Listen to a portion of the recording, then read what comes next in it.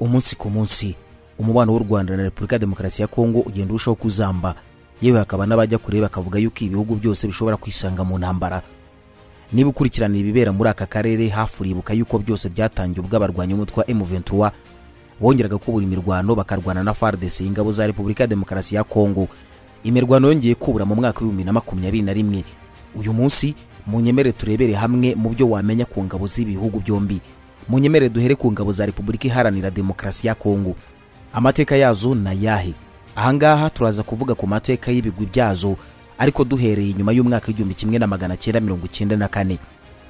Force Armée de la République démocratique du Congo, Armed Forces of the Democratic Republic of Congo, FARDC.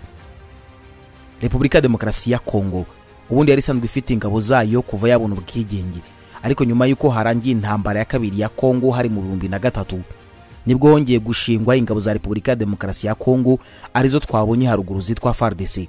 Intego yazo ya mbere yari ukurinda umutekano wa Repubulika Iharanira Demokarasi ya Kongo. FARDC ibamo ibice bitatu, ari ingabo zirwanira ku butaka, izirwanira mu kirere ndetse n'izirwanira mu mazi. Kugeza ubu umugaba mukuru wazo ni Lieutenant General Christian Chiwewe Songwesha, naho Gilbert Kabanda akaba ari we ministri wazo. Kuva mu mwaka wa 2004 amafaranga agenda kuri izi ngabo agera kuri miliyoni 93 n'igice z'amadolari ya Amerika, mu gihe umubare munini w'izi ngabo za Repubulika ya Demokarasi ya Kongo arurwanira ku butaka. Ndimo ntegura iki cyegeranyo naguye ku nyandiko ivuga kuri FARDC iri kuri Wikipedia. Mbone igika kivuga yuko hagati ya 2010 na 2011 FARDC yose yari igizwe n'ingabo ziri hagati y'ibihumbi 144 n'ibihumbi 159. Itegeko rishyiraho FARDC ryashyizweho mu gihe cy'inziba cyo mu 2003 mu ngingo yaryo y'118 n'188. Wenda uribajije uti uko twavuze yuko turi buvuge ku mateka duhereye mu 1994 aho mpageze nte? Nyuma yuko ingabo za RPA zihagaritse jenoside yakorewe abatutsi mu Rwanda, bamwe mu bayikoze n'abayobozi babo bahungiye mu mashyamba ya Repubulika ya Demokarasi ya Kongo. Ariko icyo gihe yari cyitwa Zaire. Aha bakimara kuhagira bajyaga bahava baje gutegura ibitero mu Rwanda, kugira ngo ubyibuke neza ni bamwe bitwaga abacengezi. Leta y'u Rwanda yafashe umwanzuro wo gufasha umutwe wari uyobowe na Laurent Désiré Kabila, ari wo Laurent Désiré Kabila Alliance of Democratic Forces for Liberation of Congo, AFDR. Icyo gihe yaje gutuma batsinda banakura ku butegetsi Mobutu Sese Seko ku ngwendo wa Zabanga n'ingabo za leta FAZ hari mu 1997. Hanyuma izi ngabo za Kabila mukuru zari zifashijwe na RDF zikura ku butegetsi Mobutu Sese Seko ku ngwendo wa Zabanga zishyiraho Kabila. Nako ntabwo ari RDF, ahubwo icyo gihe yitwaga RPA, ariko uyu munsi yahindutse RDF. Kabila akimara kubona yuko ingabo z'u Rwanda arizo zimushyize ku butegetsi, nawe yakomeje gukorana n'abanyarwanda maze karahava. Laurent Désiré Kabila mbere yuko ajya ku butegetsi Repubulika ya Demokarasi ya Kongo yitwaga Zaire, akimara kubufata ahita yita Repubulika ya Demokarasi ya Kongo n'ingabo z'igihugu azita Forces Armées Congolaises FARC. Gerard Prunier, umwanditsi w'Umufaransa, yigeze kuvuga ati nta ministri w'ingabo, nta mugaba mukuru w'ingabo, nta mapeti. Abayobozi bose ba gisirikare barakora muri style y'abanyakiba. Abakomando usanga bitwa Ignace, Bosco, Jonathan cyangwa se James. Nta numwe uvuga iringara cyangwa igifaransa, ahubwo bose bavuga ikinyarwanda, ikiswahili, hanyuma bake bakanavuga n'icyongereza. Naho umunyamakuru kazi ukomoka mu gihugu cy'Ububirigi Colette Blackman rimwe yaganiriye na President Laurent Désiré Kabila, maze abaza President Kabila amubaza umuyobozi mushya mu bya gisirikare wundi uretse kuba we na President Kabila, ati ntabwo tugiye kwigaragaza kandi ibyago byo kurimburwa twiyerekana ku magaragaro. Tugendamo gake kugira ngo abayobozi b'ingabo batamenyekana nibanga. Nyamuneka reka turekera iki kibazo. President Laurent Désiré Kabila n'ingabo ze mu myaka ye ya mbere yahuye n'ikibazo cy'imitwe yitwaje intwaro, uretse ko wenda iki ngiki cyanabaye karande. Iyi mitwe yarimo abarwanyi b'abanyamurenge bavugaga yuko bakomoka muri Kivu y'Amajyepfo, abahoze muri FNLS bitwa Runda Katangese Taiga, abahoze mu ngabo za Mobutu FAZ, hamwe n'indi mitwe myinshi cyane yiganjemo yakoreshaga abana yabaga mu burasirazuba bwa Repubulika Iharanira Demokarasi ya Kongo. Ku itariki ya 2 ukwezi kwa 8 mu 1998 muri Kongo hatangiye intambara yiswe ya kabiri ya Kongo, ikaba imwe mu ntambara zikomeye zabaye ku mugabane wa Afurika. Iyi ntambara yarangijwe n'amasezerano yasinywe ku 18 ukwezi kwa karindwi mu 2003, ariko n'ubundi iki gisirikare ntiwakwemeza yuko cyatsinze, kandi na nyuma y'iki gihugu ubu ngubu kibarizwamo imitwe yitwaje intwaro irenga 200. Tugarutse kuri iyi ntambara, hari umwe mu bakurikiraniraga hafi ibya FARDC y'icyo gihe wavuze yuko iyi ntambara yagaragaje yuko igisirikare cya Repubulika Demokarasi ya Kongo cyari gifite intege cyane rwose. Icyo wamenya kuri iyi ntambara nuko yatumye ibihugu birimo Angola, Chad, Namibia na Zimbabwe biwufasha iki gihugu kimwe na Tanzania, hamwe yewe na Korea ya Ruguru nabyo byatanze ubufasha bwo guha imyitozo mu bya gisirikare ingabo za Kongo. Mu gihe Perezida Kabila ari ku butegetsi, icyo wamenya rwose nuko ingabo za Repubulika Demokarasi ya Kongo zitwaga FARC zitahembwaga, yewe ngo n'ibiribwa rwose byari bikeya, ariko leta ikagura intwaro zikomeye zitashoboraga no gukoreshwa cyangwa se kubungabunga umutekano w'abaturage n'igihugu, ariko kandi no kubungabungwa kwazo nabyo byari mbarwa. Mu kwezi kwa mbere kwa 2001 Perezida Laurent Désiré Kabila yarishwe. Nyuma y'urupfu rwe yahise asimburwa na Joseph Kabila. Uyu rero igihe yari umuturage mukuru mu gihugu, ni nabwo kandi izi ngabo zahindura izina zitwa FARDC. Perezida Joseph Kabila akigera ku butegetsi yahise akora impinduka mu butegetsi, maze Lieutenant General Rwanga Mata agirwa umugaba mukuru w'ingabo, umuyobozi w'ingabo zirwanira mu kirere. John Numbi Sylvain Boki yoherezwa kuyobora ingabo zirwanira ku butaka muri RCD Goma, kimwe n'abandi bayobozi mu bya gisirikare bagiye bayobora ingabo za Repubulika Demokarasi ya Kongo mu mutekano wari ukomeje kwanga. Izina ry'igisirikare cya Repubulika Demokarasi ya Kongo ryahinduwe ku itariki ya 12 ukwezi kwa 11 mu 2004, nibwo ziswe FARDC. Zari zigizwe n'imitwe myinshi irimo Forces Armées Congolaises FARC, ex-FAZ bari bazwi ku izina ry'ibisamagwe bya Mobutu, RCD Goma, RCDMR, RCDN, MRS, Mai ndetse n'izindi. Ariko nanone ikibazo cy'umutekano cyakomeje kuzonga abanyekongo. Umwe mu babaye ikibazo kuri FARDC yari Colonel Jules Mutebutsi. Uyu nguyu bivugwa yuko yari umunyamurenge wakomokaga muri Kivu y'Amajyepfo. Harimo kandi Laurent Mihigo Nkundabatware, benshi bita Laurent Nkundabatware. Akaba kandi umwe mu banyekongo bavuga ikinyarwanda, akaba umututsi wavukiye muri Rushuru ni muri Kivu y'Amajyaruguru. Repubulika Demokarasi ya Kongo, igihugu gifite imitwe myinshi yitwaje intwaro, ikaba mirwanya ubutegetsi bwa Kongo hamwe n'indi rwanya ubutegetsi bw'ibihugu bituranye. Ubu ngubu hakaba havugwa irenga 200. FARDC yananiwe rwose kuvana imitwe yitwaje intwaro irimo M23 ku butaka bwa Kongo ikomeje kubazonga muri iyi minsi.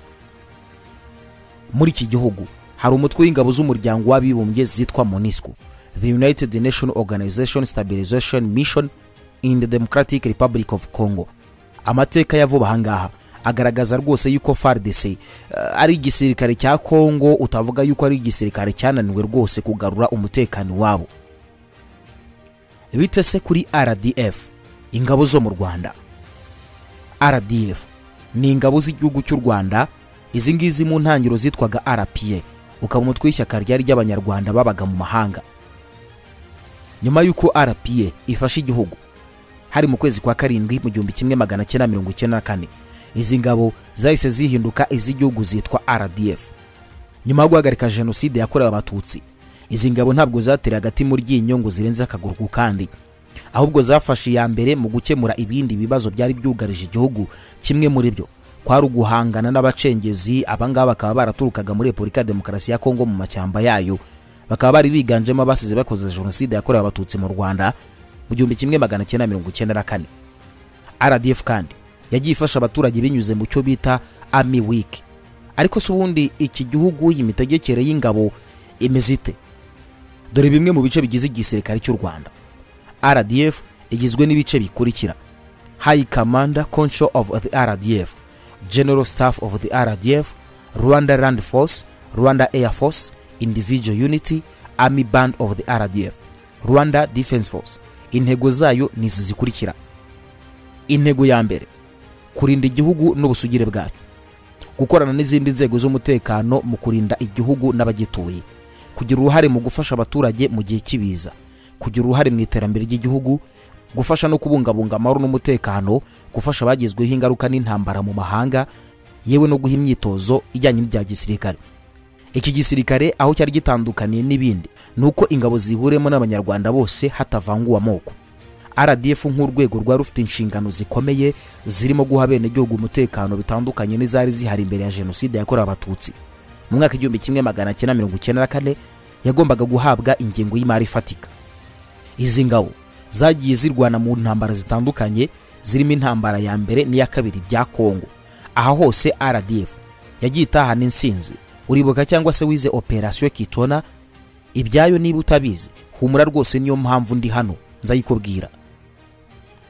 Mu ntambara ya kabiri ya Kongo hagende ku mibare yatangajwe na Economist Agency Unity, u Rwanda mu bihumbi 2 rwohereje ingabo ziri hagati y'ibihumbi 4 n'ibihumbi 8, ariko nanone International Crisis Group yo yatangaje yuko u Rwanda rwari ruhafite ingabo ziri hagati y'ibihumbi 17 n'ibihumbi 25. Mu kwezi kwa kane kwa 2001 UN yatangaje yuko u Rwanda rwari rufite ingabo zikabaka ibihumbi 25 ku butaka bwa Kongo.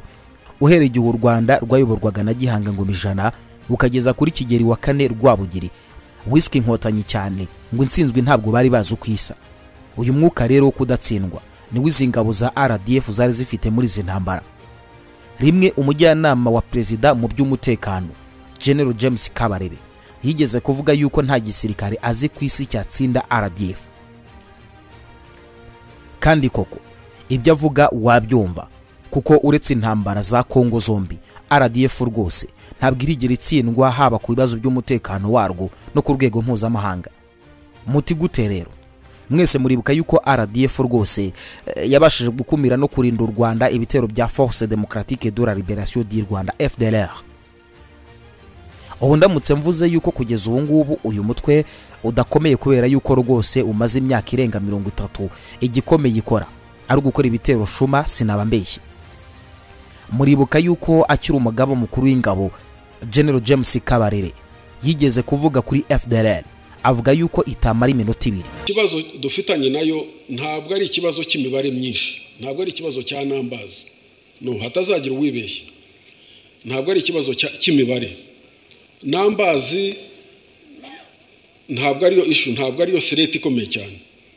Threat ikomeye cyane menace tuyibonamo ni ingengabitekerezo ya jenoside.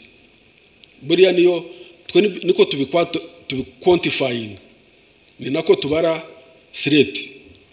Ni ingengabitekerezo ya jenoside niyo threat ikomeye cyane tubona. Ntabwo ari imibare, ntabwo ari numbers. Na Bora yabyivugiye ati bariya ntaho bazagera, ibyo kurwana byo ntabyo bashoboye. Na bya bindi by'iminota 5 hano ndanabisubiramo n'uyu munsi ntayo bamara hano. Bazu cy'umutwe witwaje intwaro wateraga igihugu uturutse mu majyepfo y'igihugu. Abateraga igihugu cy'u Rwanda babaga baturutse mu gihugu cy'u Burundi, bari mu kiswe National Force of Liberation cyangwa se Force Nationale de la Libération FRN. Uyu mutwe ukaba waratsinzwe. Ni umutwe warushamikiye ku ishyaka ritavuga rumwe na leta ryitwa Rwanda Movement for Democratic Change MRCD. Uyu nguyu murawibuka ko wari ukuriwe na Paul Rusesabagina no Callixte Nsabimana Sankara. Aba bombi aho bari mwese murahazi, bari mu maboko atarayabo nubwo ubu ngubu barekuwe. Ntitwavuga kandi ibyabashaga guhungabanya umutekano w'u Rwanda ngo wibagirwe RNC, Rwanda National Congress. Abangaba bakaba baragiye bashinjwa na leta y'u Rwanda yuko aribo bateye amagrenade muri Kigali hagati ya 2010 na 2014. Nibitero byahitanye abantu 17 bikomeretsa barenga 400. Wabishaka utabishaka, aha naho RDF yakoze akazi gakomeye ku rwego mpuzamahanga.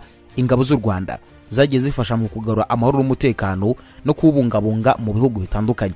Ubu ngubu u Rwanda ni igihugu cya kabiri gifite abasirikare benshi mu kugarura amahoro ahantu hatandukanye ku isi. Dore hamwe mu bihugu aho RDF yagiye igarura amahoro.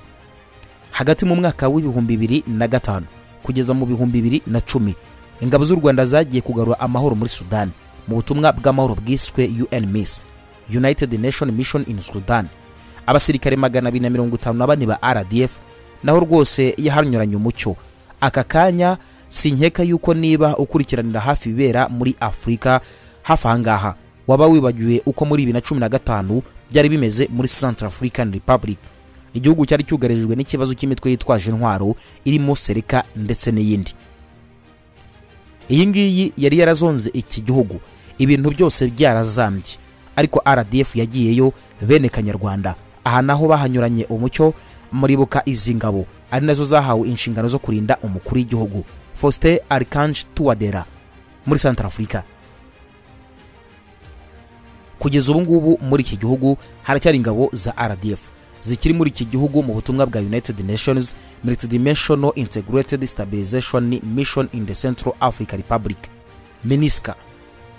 Muri Mozambique hadutse ibyihebe mu majyaruguru mu ntara ya Cabo Delgado, maze byica abene gihugu benshi muri icyo gihe. Mu kwezi kwa karindwi kwa 2021 RDF igikandagiza ikirenge ku butaka bwa Cabo Delgado irwanya ibi byihebe bizwi ku izina rya Al-Shabaab. Kuviza ingabo zahagera, abanyamozambike bo muri Cabo Delgado amahoro yaragarutse. Ubu gake gake ubuzima buri kugenda bugaruka. Kuna uwezo wa ubadilifu kwamba Rwanda ikaja hapa ili kuja kutetea haki.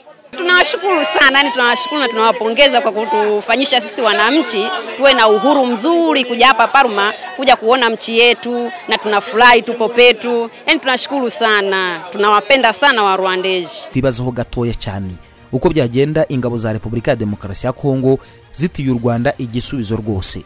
Byaba bisa naho ari ibintu bikomeye, ariko kandi u Rwanda rwatanze igisubizo. Reka dusubira inyuma ho gatoya. Twibutse Operation Kitona. Iyi ngiyi urayibuka rwose, niba utanayibuka cyangwa se utayizi ikaze. Reka yewe nzanayigarukeho, ariko nimwe muri operation za gisirikare zabayeho zikomeye kandi rwose abanyarwanda bazitwayemo neza. None ko bavuga yuko iyagukanze itaba inturo, bakongeraho bati uwagukubise ntaho yagiye, cyangwa bati uwagukubise mu mpeshyi no mwitumba arakongera. Aho FARDC iteye u Rwanda byayigwa amahoro.